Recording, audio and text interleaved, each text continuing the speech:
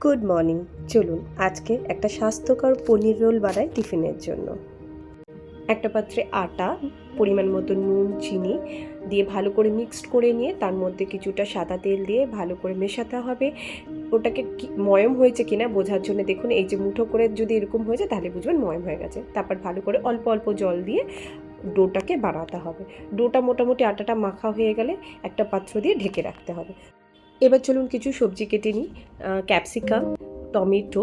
আর tomato কিন্তু সাইডগুলো নেবেন, ভেতরের যে দানাগুলো থাকে সেটা নেবেন না। এবার পেঁয়াজ কুচি আর কিছু কাঁচা লঙ্কা কুচি, আর তারপর অল্প কিছু পনির।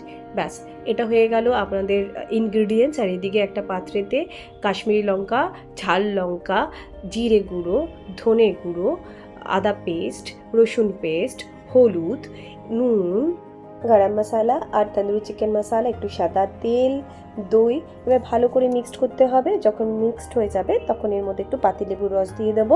তারপর আবার একটু ভালো করে মিক্সড হয়ে গেলে এর মধ্যে এবার টুকরো করা পনিরগুলো দিয়ে দিতে হবে এবং এমন করে পনিরগুলোকে মিক্সড করতে হবে যাতে সবকটা পনিরের গায়ে এই মশলাগুলো মিক্সড হয়ে যায় বা একটা কোট তৈরি করে। এরপর একটা পাত্রে একটুখানি বাটার আর সাদা তেল দিতে হবে ভালো করে। তারপরে ওই বাটার আর তেলের মধ্যে পনিরটাকে ভাজতে হবে। এখানে বাটার আর তেল দেওয়ার কারণটাই হচ্ছে বাটার দিলে পুরোটা তো পুড়ে যাবে, তাই একটু তেল দিলে ভালো। তো পনিরটাকে একটু ভালো করে ভাজতে হবে। যখন মোটামুটি একটু হালকা ভাজা হয়ে আসবে তখনই এর মধ্যে আমাদের কেটে রাখা সবজিগুলো মিশাতে হবে একে একে। ক্যাপসিকাম, পেঁয়াজ, টমেটো এগুলো যখন ভালো করে মিক্সড হয়ে যাবে আর যখন আস্তে আস্তে এগুলো একটা সুন্দর একটা গন্ধ, কাঁচা গন্ধটা কেটে গিয়ে একটা সুন্দর গন্ধ আসবে, তখন আমরা বুঝতে পেরে যাব যে এটা মোটামুটি হয়ে এসছে। তবে অবশ্যই মাথায় রাখবেন কখনো লো ফ্লেমে করবেন না, হাই ফ্লেমে ভালো করে করবেন, নাহলে কিন্তু জল ছেড়ে দিলে সেই টেস্টটা আর থাকবে না। চলুন, আমাদের পনির পুরটা তৈরি হয়ে গেছে, সুন্দর লাগছে না? এবার বানাবো রোলের জন্য রুটিটা। রুটিটা আগে যেরকম আটাটার ডোটা আমরা আগে থেকে মেখে কিছুক্ষণের জন্য রেখে দিয়েছিলাম, এবার ওটাকে একটু ভালো করে মাখতে হবে, তাহলে কি ওটা নরম হবে।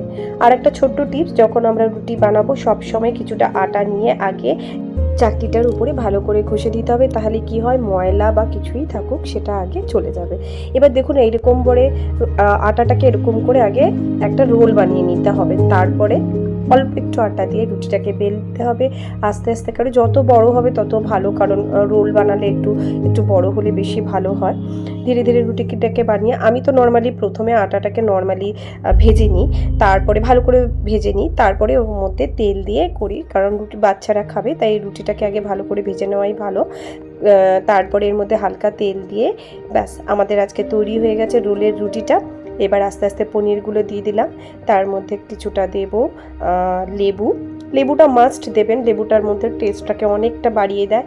একটু টমেটো সস, একটু চিলি সস, চাট মশলা, আর দিয়ে দেবো অল্প একটু নুন উপর থেকে। বিট নুন দিলে বেশি ভালো হবে। এই তো আমাদের আজকে রোলটা তৈরি হয়ে গেছে।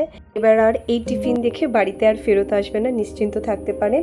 তো আজকের এখানেই তাহলে ভিডিওটা শেষ করি। কেমন লাগলো ভিডিওটা জানাবেন, আর লাইক, শেয়ার, ফলো করতে কিন্তু একটুও ভুলবেন না। তাহলে আবার দেখা হবে অন্য একটু ভিডিওতে। টাটা।